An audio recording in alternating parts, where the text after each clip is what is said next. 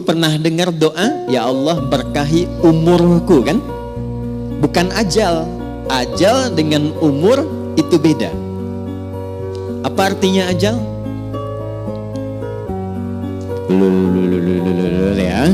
Nah, waktu kita terbatas. Kita ambil ilmu sahabat saja dengan cepat. Kalau belum tahu, katakan wallahu a'lam. Baik. Apa artinya ajal? Ya.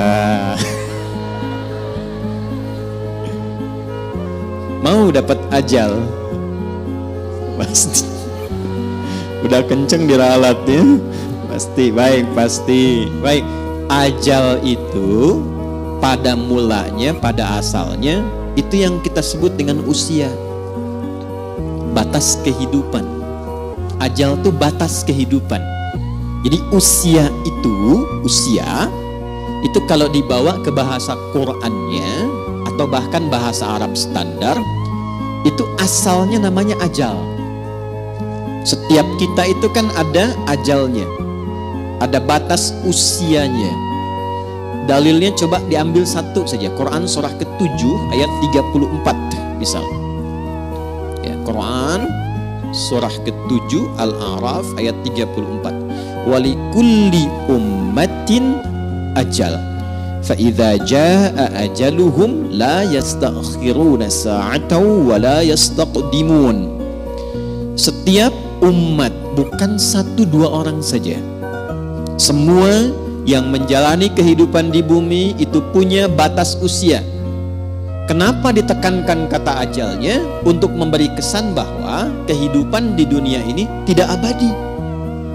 Penting dicatat itu, Bu, ya.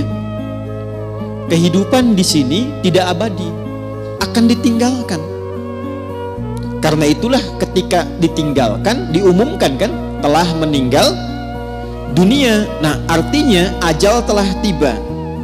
Baik, sampai di sini bisa dipahami. Nah, itu tidak hanya kita paham, tapi tanamkan dalam jiwa. Di sini tidak abadi, akan pindah ke tempat lain. Nah, pertanyaannya, ketika pindah ke tempat lain itu meninggalkan jejak yang baik tidak di dunia. Ibu kan keluar dari sini, setidaknya baru keluar sudah dibincangkan kan?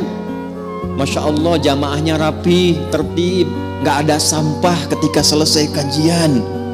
Kemudian jamaah-jamaah yang sekarang ngaji tenang, tidak ada yang ngobrol, itu kan?